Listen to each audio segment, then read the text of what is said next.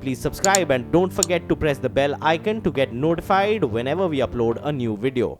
Udayan, the view is that the government has gone down the protectionist path so far and stayed away from some radical measures, whether it's, NRI bonds, import duty hikes, etc. What do you think the need of the hour is now? I mean, there is an expectation that over the next few weeks, some more measures would be announced. But what do you think would satisfy the markets? There is a fundamental problem, Sonia, and I don't think these measures will actually help beyond a point. At best, they'll probably be able to pull the rupee back to a 70 to 73 kind of a range for a while.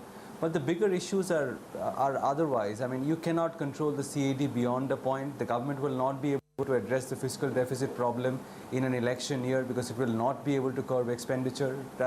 It can only pray that crude does not go higher, and it can only pray that the dollar index does not start strengthening once again. So too many of the variables which are affecting the rupee are out of the government of India's hands. So I was a little amused last week to see how the rupee actually pulled back so smartly, saying the government is having a meeting. It harks back to those days where we almost had a childish belief that the government just needs to sit in a room and all problems can get sorted out. It is not that easy. There is a bigger force at play out here. So at best you can filter some of the volatility and the pace of the decline, but otherwise I don't think it's in the government's hands to pull the rupee back very substantially. It can attempt a few things.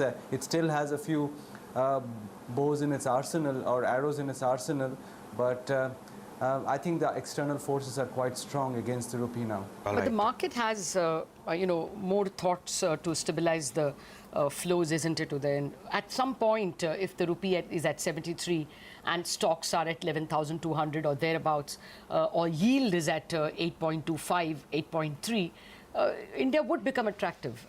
You think the market determines that, and does that take too long? It's a difficult question to answer. I don't think FIIs would be rushing to buy anything in emerging markets immediately.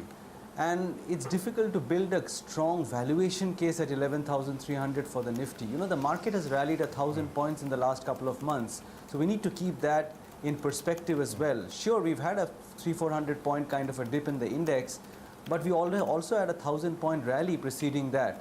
So I don't think the valuation case for India is very strong. The earnings case is a bit stronger, but not table-thumping strong yet. And therefore, I would say that if the emerging market problems becomes bigger over the next few weeks and months, then I think the Nifty has a probability, if it breaks 11,300, to lose another 500-600 points and maybe go back to where this rally started in the first place, the last couple of months rally, back to those 10,800, 10,700 place.